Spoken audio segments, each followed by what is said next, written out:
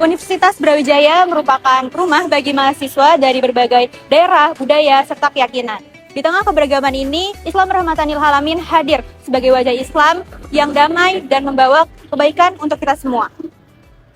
Halo Bening, Halo. aku izin wawancara ya? Boleh. Oke, untuk pertanyaan pertama nih, ketika kamu bekerja dalam tim dengan anggota dari berbagai agama, apa sih keterbatasan waktu ibadah? Apakah keterbatasan waktu ibadah seperti sholat 5 waktu pernah menyebabkan penundaan atau kesulitan dalam mencapai deadline tugas? Oh enggak dong, karena kan kita hidup di negara yang agamanya nggak cuma satu doang. Jadi kita udah terbiasa hidup bertoleransi, makanya dalam kegiatan apapun nggak ada sama sekali kesulitan untuk menghambat tugas maupun kerja kelompok sekalipun. Oke, pertanyaan kedua nih.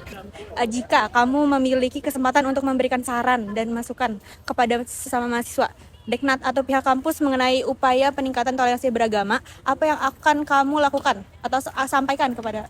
Disclaimer dulu ya, saya ini kan muslim, jadi karena ada perpindahan antara jam pertama jam kedua itu kan lumayan jauh dan itu ada potongan sholat. Nah itu kesulitan di wilayah Efik ini mungkin karena belum ada fasilitas masjid yang memadai. Iya. Ada musola, ada tempat ibadah, cuma fasilitasnya kurang untuk kita yang mayoritas muslim mungkin. Jadi mungkin efektif adanya fasilitas masjid di lingkungan Efik ini. Oke, terima kasih ya Bening. Oke, sama-sama.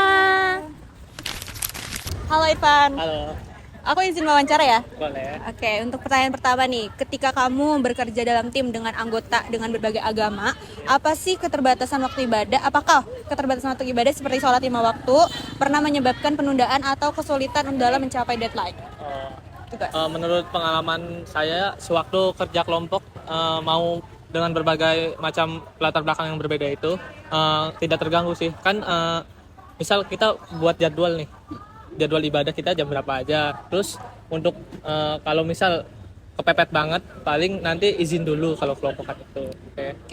Oke, untuk pertanyaan kedua, di lingkungan FPIK yang merupakan kampus umum ya, bagaimana sih kamu melihat toleransi terhadap penggunaan atribut kayak pakaian keagamaan seperti jilbab atau simbol-simbol keagamaan lainnya? Apakah kamu itu merasa bahwa mahasiswa itu bebas mengekspresikan identitas keagamaan mereka melalui pakaian tanpa ada diskriminasi dalam penilaian akademik atau non-akademik? Menurut penilaian saya ya, untuk atribut-atribut keagamaan itu sebenarnya tidak apa-apa dipakai di area Fakultas Perikanan dan Kelautan ini. Dan untuk pribadi saya juga tidak mengganggu kegiatan akademik maupun non akademik gitu. Makasih ya Irfan. Oke, sama-sama.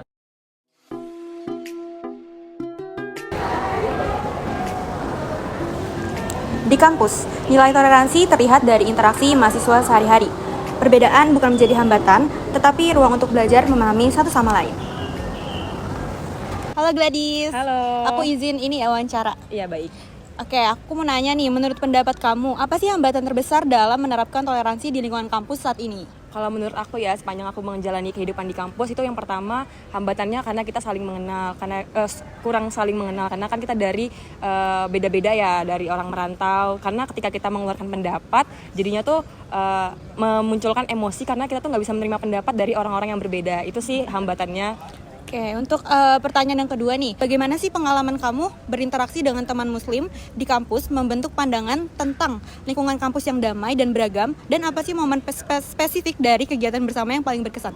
Kalau dari lingkungan kampus sendiri, menciptakan lingkungan damai dan saya tuh membuat terkesan adalah ketika kita sedang presentasi atau belajar di dalam kelas, kalau misalnya ada azan, kita tuh semua tuh kayak berhenti untuk presentasi, dan kita pun yang berbeda agama, tidak beragam muslim itu ikut melakukan itu dan berdiam sejenak sampai azan itu selesai, dan itu membuat saya kayak itu damai ya kalau kita saling menghargai satu sama lain.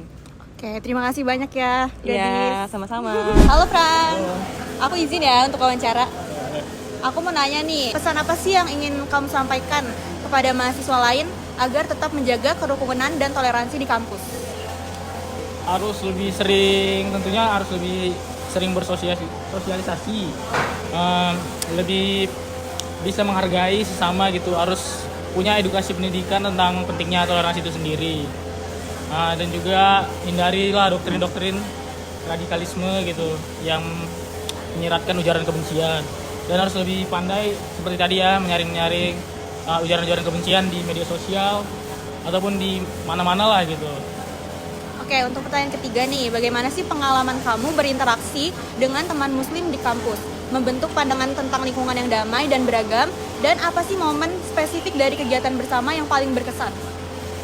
Momen spesifik tentunya waktu tugas akademika sendiri ya, karena kan sebagai mahasiswa kita tentunya nggak hidup sendiri, jadi kadang ada tugas kerja kelompok ataupun organisasi UKM, kegiatan-kegiatan mahasiswa.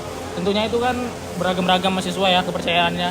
Nah, disitulah terbentuk momen-momen toleransi dan bisa saling memahami walaupun beda-beda kepercayaan. Oke, segitu aja. Terima kasih ya, Frans. Halo Karin. Hai. Aku izin wawancara ya. Oke, boleh.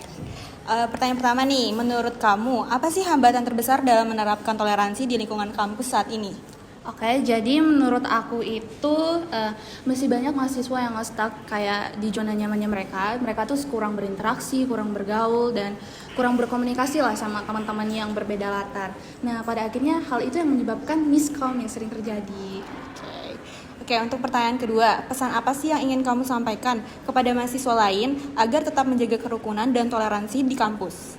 Oke, jadi guys, kita ini semua datang dari latar belakang yang berbeda, dari background yang berbeda.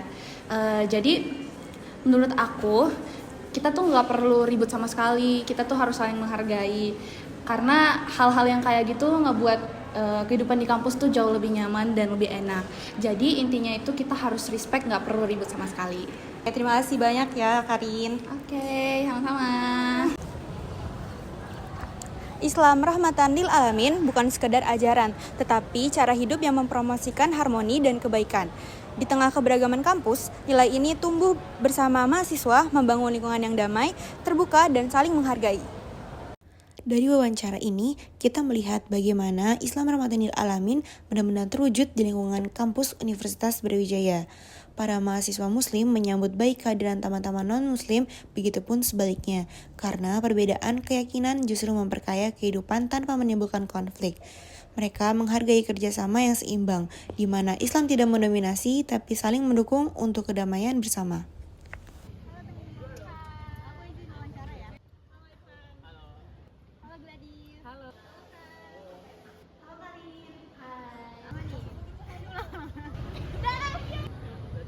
Karena kurang saling mengenal, karena